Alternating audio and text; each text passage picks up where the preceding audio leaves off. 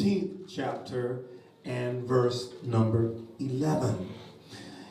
And he said, a certain man had 2 sons.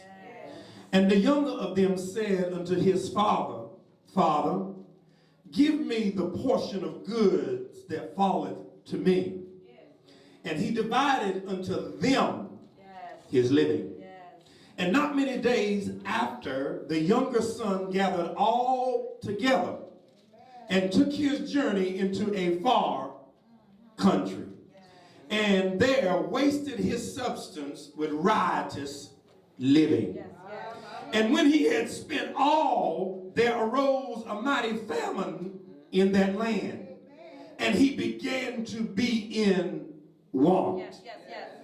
And he went and joined himself to a citizen of that country, and he sent him into the fields to feed swine. And when he would fain have filled his belly with the husk that the swine did eat, and no man gave unto him. I'm going to continue to read here. And when he would have fain have filled his belly with the husk that the pigs ate, no man gave to him. Help me, Holy Ghost. And when he came, I'm going to take my sermon topic from this 17th verse. And when he came to himself, somebody hold somebody's hand and tell them something went wrong in my life.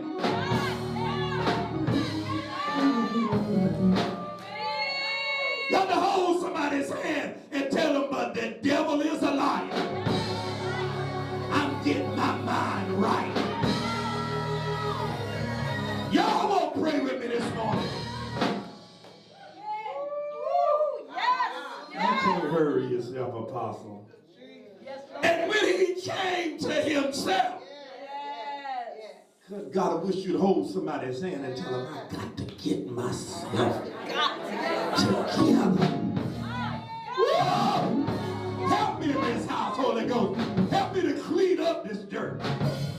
And when he came to himself, he said, how many hired servants of my father's have bread enough and spare, and I perish with hunger? Look at somebody and tell them, just go home. Just go home. Oh my God, help me. Can I read a little further? And then I'm going to talk if I can. Help me, Holy Ghost.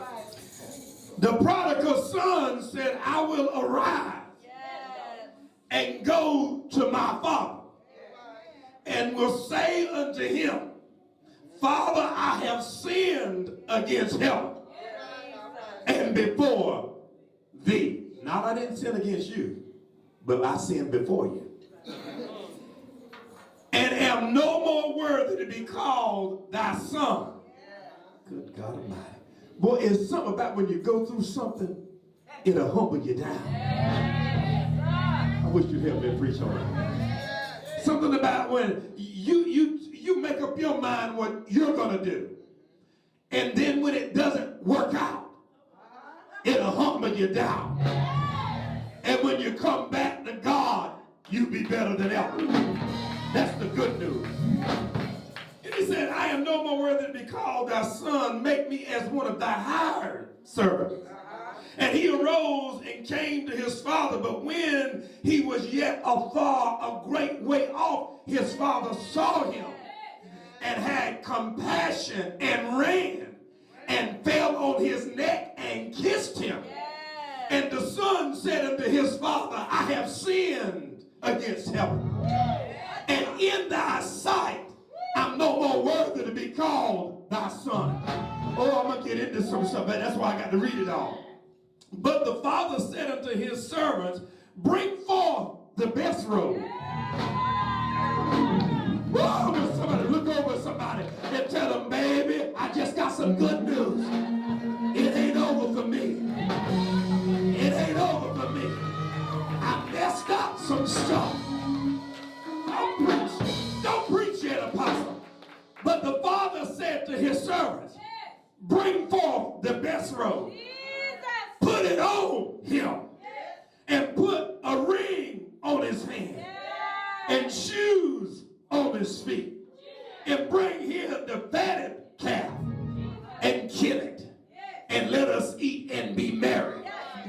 For their son was dead and is alive again.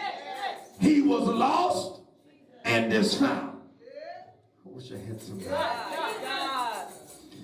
I want to preach from the thought. I'm going to read verse 17 again. And when he came to himself, he said, how many hired servants of my father's have bread enough to spare, and I perish with hunger? I will arise out of this pig pen and go to my father.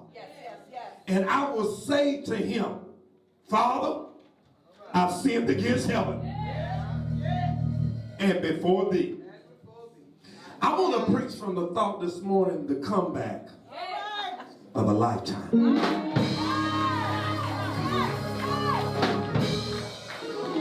Oh God. Tell somebody you are getting ready to witness the comeback of a lifetime. You're getting ready to look at the comeback of a lifetime. Now the Bible said there was a certain man, didn't even identify the man. But the scripture says, that this is a very familiar passage of scripture, that the certain man had two sons. And it says one of the sons, the younger son, said unto the father, give me the portion of goods that comes to me. And the father simply divided the inheritance and gave both sons their inheritance. The scripture said that the younger son took what the father gave him and went into a far country. Oh, good God Almighty. You can get by, but you can't get away. It's something about when the enemy gets inside of our head. He will make you think that you can do it on your own. It's something about the way the mind works. The mind simply wants to be in control of what it does and what it decides. The younger son decided that if you really look at the text, this is not a story of rags to riches. He was not poor. But the reason why he was not poor is because his father divided the wealth between him and his brother.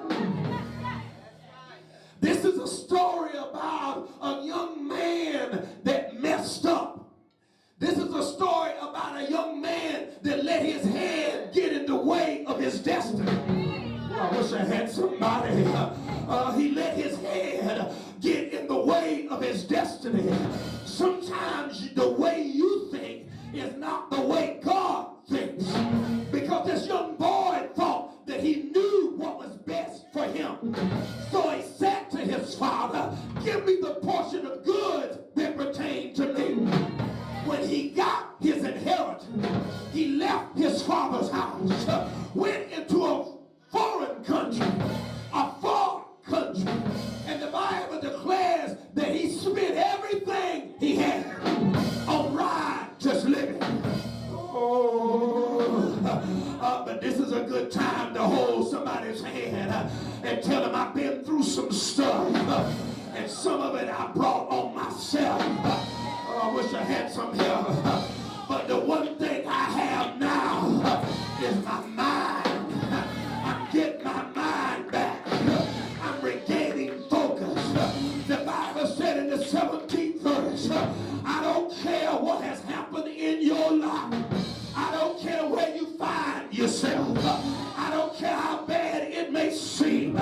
You may be just like the prodigal son. You may have wound up in a far country. You might be in a pig's pen. And the Bible said he was thinking about it in his mind. Whether or not to eat the husk that the pigs ate. But the Bible said he came to himself. I wish I had somebody. I wish I had somebody to high five somebody and tell them, I don't know about you, but I can't stay down.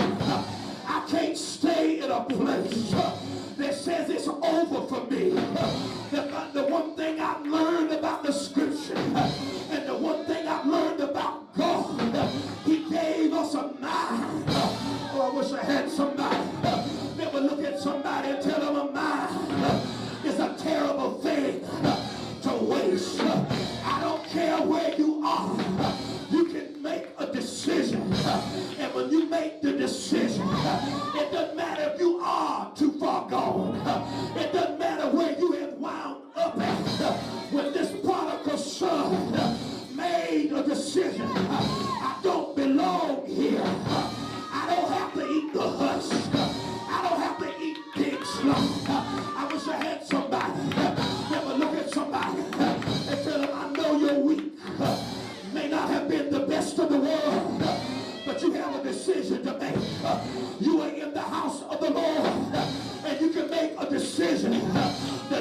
your hand and tell God thank you. You can sit here and contemplate on eating slop. But they tell me that God has given us a plan. That no matter if you mess up, you can say, Lord, I have sinned, but I'm going back to my daddy's house. I'm going on. I want you to look at somebody and tell them you may have fallen. Maybe you're unfocused. Maybe you lost direction. But just go home. Just get up and go home. I don't know who God sent me here to preach to, but I come to tell somebody, I don't know how far you've gone, but there's a way back home. There's a way to get back to God. There's a way for you to lift up your head again.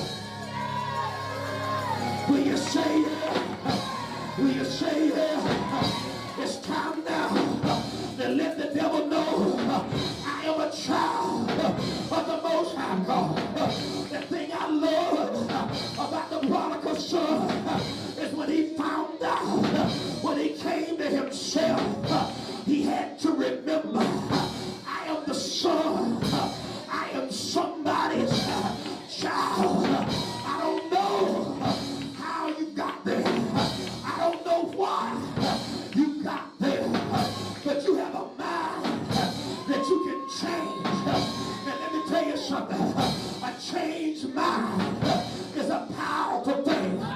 The enemy will make you feel like you need to be in control of your own destiny. This young son, he wasn't satisfied with just being at home under the covering of his father. So he wanted his inheritance to go out and do what he wanted to do. But tell somebody, I've learned I need structure. I need discipline. The reason why some of you are in a pig's pen is because your life is chaotic. You made poor choices. You made decisions that carried you away from God. But I've come to tell you that no matter where or no matter how you got there, you can make a comeback. You can get back. You can get back to God.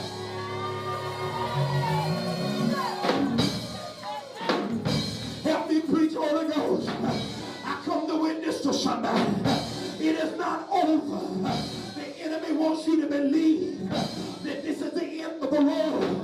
But the Bible declares in the 17th verse that he came to himself. When I think about where I am, when I think about the God that sits upon this throne in heaven, my mind began to say, I don't need to accept. I don't have to accept where I am. I don't have to accept it the way that it is. Tell your neighbor, something is going on in your mind.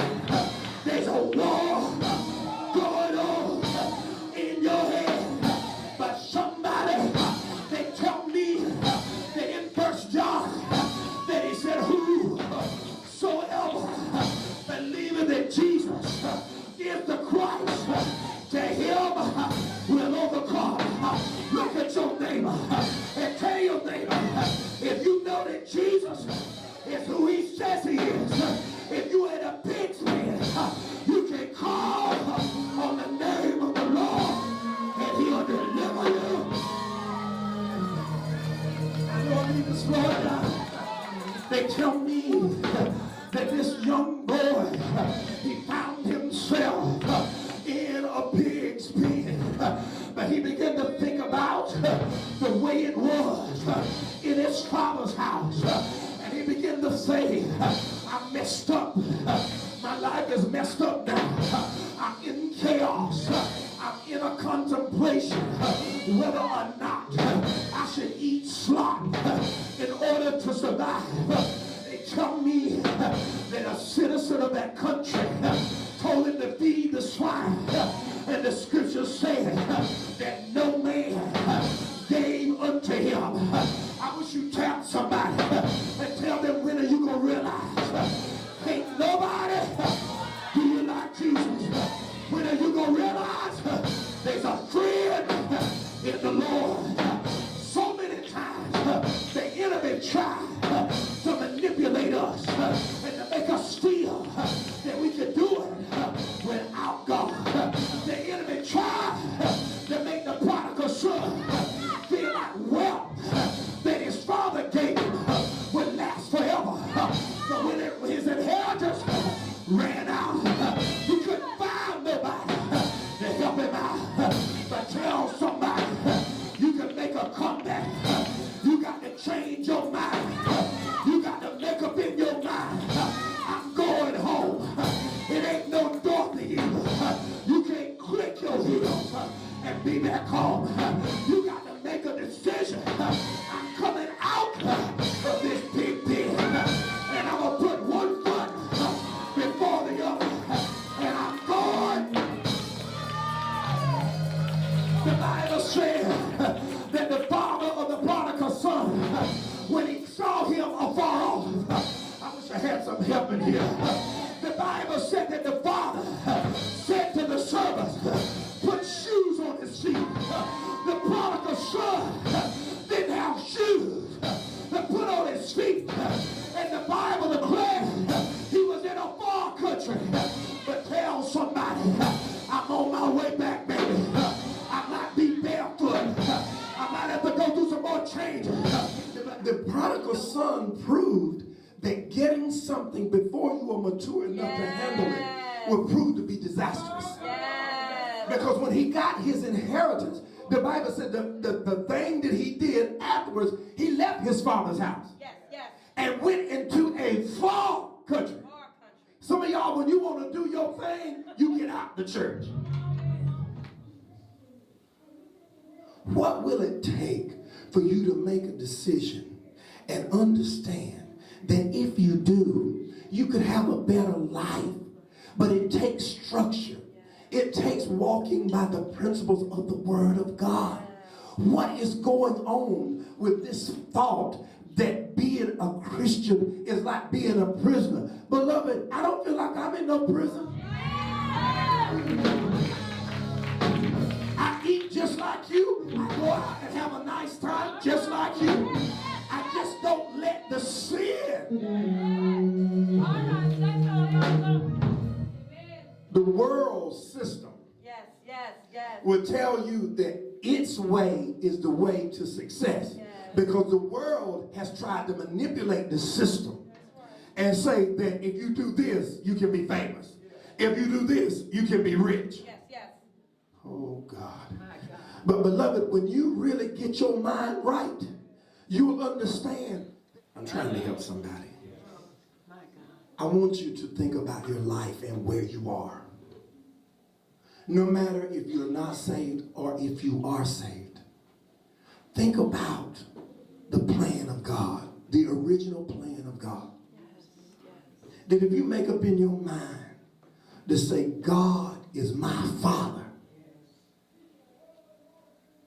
When you think about the way things are now, and you begin to read the Word of God, if you don't never read it, how will you know it?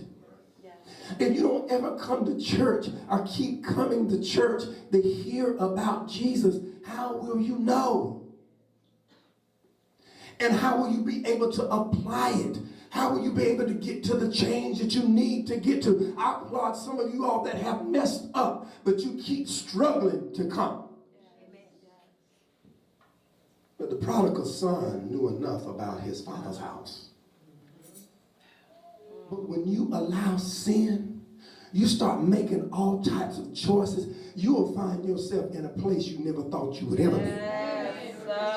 The prodigal son found himself in the pig's pen. But what will it take for you to change your mind? What will it take for you to say, I want my life back? For you young people that want a life, what will it take? I understand I never had a father either. But when I got into church and connected to my spiritual father, I learned spiritual principles. And that's what's caused me to be blessed. It's a system that works. It's a plan that works. You know, beloved, the reason why we try to tell you young people these things is we don't want you to be like the prodigal son in Luke 15. He made up his mind that he didn't want to listen to his father. So he said to his father, you give me my stuff. And when he got his inheritance, he left. Spent everything he had on riotous living. And then he was broke. But do you know when you listen to somebody?